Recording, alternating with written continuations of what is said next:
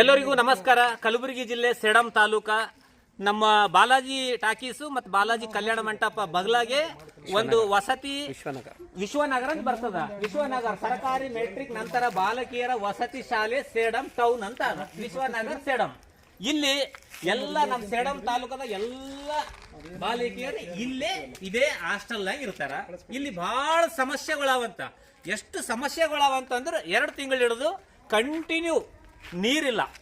ಇಲ್ಲಿ ನಿನ್ನೆ ಇವತ್ತು 2-3 ದಿವಸದಿಂದ ಇಲ್ಲಿ ಹೆಣ್ಮಕ್ಳು ಯಾರು ಸ್ನಾನನೂ ಮಾಡಿಲ್ಲ, ನೀರಿಲ್ಲ ಅಂತ. ಅದ್ರ ಸಲಕ್ಕಾಗಿ ನಾವು ವಿದ್ಯಾರ್ಥಿಗಳಿಗೆ ಅಲ್ಲಿನ ಸಮಸ್ಯೆ ಏನಾದಂತ ಕೇಳ್ಬೇಕಂತ ನಾವು ಬಂದೀವಿ. ಇಲ್ಲಿ ವಾರ್ಡನ್ ಅವ್ರು ಯಾಕೆ ಇಷ್ಟು ಕೇರ್ಲೆಸ್ ಮಾಡ್ಲತ್ತಾರ ನಮಗೆ ಗೊತ್ತಾಗ್ಲಾಗ್ಯದ. ಸಂಬಂಧಪಟ್ಟ ಅಧಿಕಾರಿಗಳು ಆದಷ್ಟು ಬೇಗ ಎಚ್ಚೆತ್ಕೊಂಡು ಇಲ್ಲಿ ಏನೇನು ಸಮಸ್ಯೆ ಅವೆಲ್ಲ ನೀವು ಬಂದು ಗಮನ ಹರಿಸಿ ಎಲ್ಲಾ ತರ ಸವಲತ್ತು ಮಾಡಿಕೊಡ್ಬೇಕು. ಸವಲತ್ತು ಏನೇನು ಬೇಕಂತ ಆ ಮಕ್ಕಳಿಗೆ ಕೇಳ್ತೀವಿ.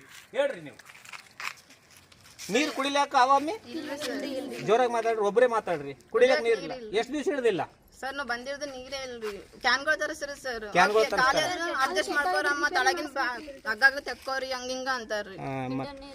ಇನ್ವೆರ್ಟರ್ ಇಲ್ರಿ ಸರ್. ಕರೆಂಟ್ ಹೋದ್ರೆ ನೈಟ್ ಎಲ್ಲ ಹಂಗೆ ಮುಕೋತೀವ್ರಿ. ಒಂದ್ ಲೈಟ್ ಬಿ ಇಲ್ರಿ ಸರ್. ಇನ್ವೆರ್ಟರ್ ಹೋದ್ರೆ ಒಂದ್ ಆಲೋಟ್ನು ಸಹ ತಂದ್ ಕೊಡಲ್ರಿ. ಎಷ್ಟು ಜನ ಮಕ್ಕಳು ಇದ್ದೀರಿ ನೀವು ಟೋಟಲ್? ಸರ್ 2 ಹಾಸ್ಟೆಲ್ ಮಿಕ್ಸ್ ಅವ್ರಿ. 200 ನಮ್ದು 150 180. 2 ಹಾಸ್ಟೆಲ್ ಮಿಕ್ಸ್ ಆಗುತ್ತೆ. ಕರೆಂಟ್ ವ್ಯವಸ್ಥೆ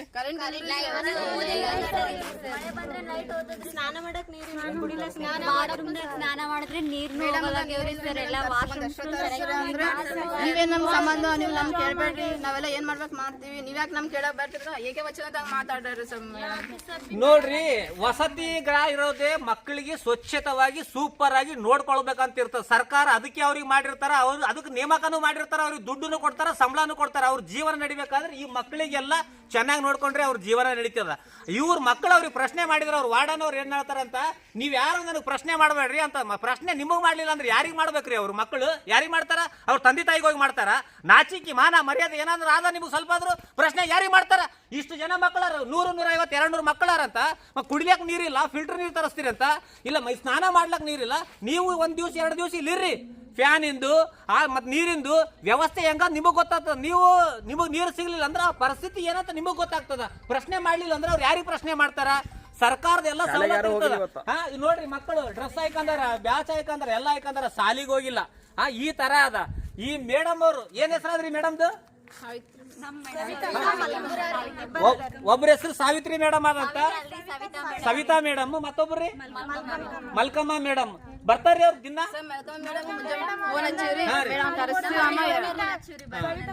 ನೋಡ್ರಿ, ಇಲ್ಲಿ ಬರೀ ಟ್ಯಾಂಕರ್ಲಿಂತ ನೀರ್ ತಂದ್ರು ಸರಿ ಹೋಗಲ್ಲ, ಅದು ಸಾಧ್ಯನೇ ಇಲ್ಲ. ನೀವೇನ್ ಮಾಡ್ಬೇಕಂದ್ರೆ ಬೋರಿಂಗ್ ಹಾಕ್ಸ್ಬೇಕು. ಇಲ್ಲಿ ಬೋರಿಂಗ್ ಬೀಳಿಲ್ಲಪ್ಪ ಅಂದ್ರೆ ಎಷ್ಟು ಬಗಲಾಗ ಜಾಗ ಇರ್ತದ, ಅಲ್ಲಿ ಬೋರಿಂಗ್ ಹಾಕ್ಸಿರಿ, ಅಲ್ಲಿ ಸಪ್ಲೈ ಕೊಡ್ರಿ. ಮಕ್ಕಳಿಗೆ ಅವಾಗ ನೀರು ಸಿಗ್ತದ, ವ್ಯವಸ್ಥೆ ಆಗ್ತದ.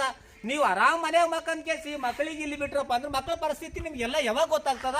ನೀವ್ ಏನ್ ಮಾಡ್ತೀರಿ ಏನಿಲ್ಲ ನಮಗಂತೂ ಗೊತ್ತಿಲ್ಲ.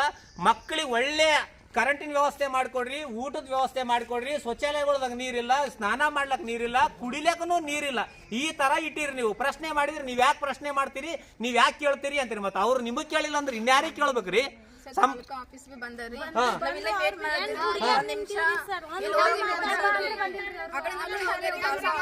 ತಾಲೂಕು ಆಫೀಸರ್